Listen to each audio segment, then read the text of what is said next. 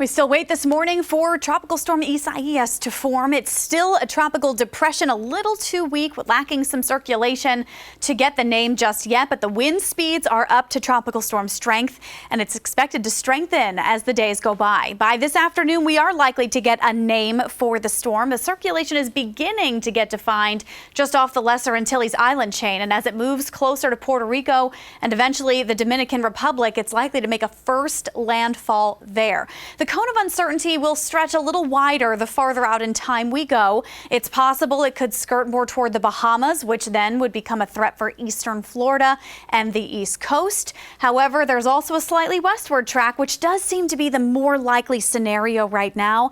That makes it a second landfall near the Florida Keys and then skirting up the Gulf Coast of Florida. Now, that scenario would still bring us some scattered rain showers next week, possibly some light breezes, but it's that eastern track, the less likely potential, that would bring us more of a coastal threat. So right now, things in Charleston and Myrtle Beach and Savannah all look fine, but we'll watch it very closely going forward.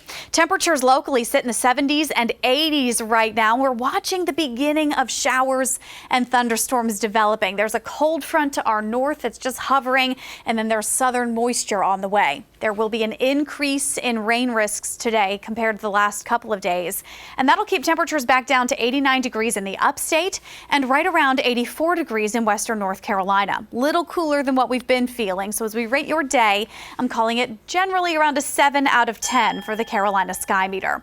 Going into the next several days, today, tomorrow, and Friday will all stay in the upper 80s with afternoon storm chances. Sometimes we're looking at damaging wind and enough wet weather to see some flood concern through the end of the week. And then over the weekend, it dries back out a bit and heats back up into the 90s. We'll talk more about your forecast coming up in a moment.